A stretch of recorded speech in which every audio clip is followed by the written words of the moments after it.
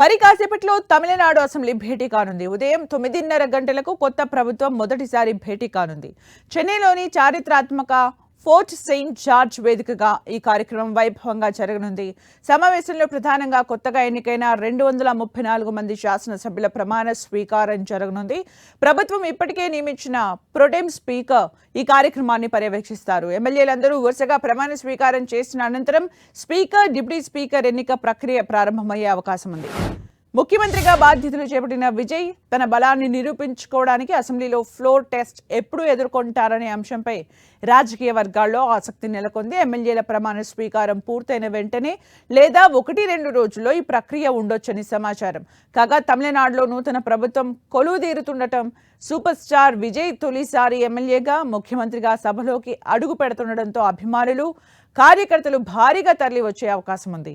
ఈ నేపథ్యంలో చెన్నై పోలీసులు అసెంబ్లీ పరిసరాల్లో 3 అంచెల భద్రత ఏర్పాటు చేశారు.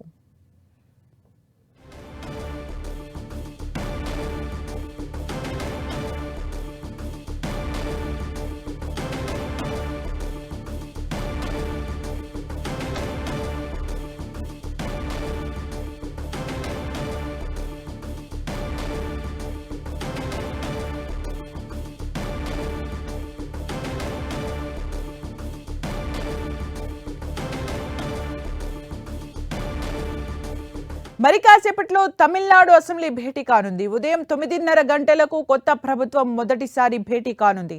చెన్నైలోని చారిత్రాత్మక ఫోర్ట్ సెయింట్ జార్జ్ వేదికగా ఈ కార్యక్రమం వైభవంగా జరగనుంది. సమావేశంలో ప్రధానంగా కొత్తగా ఎన్నికైన 234 మంది శాసనసభ్యుల ప్రమాణ స్వీకారం జరగనుంది. ప్రభుత్వం ఇప్పటికే నియమించిన ప్రోటెం స్పీకర్ ఈ కార్యక్రమాన్ని పర్యవేక్షిస్తారు. ఎమ్మెల్యేలందరూ వరుసగా ప్రమాణ స్వీకారం చేసిన అనంతరం స్పీకర్, డిప్యూటీ స్పీకర్ ఎన్నిక ప్రక్రియ ప్రారంభమయ్యే అవకాశం ఉంది.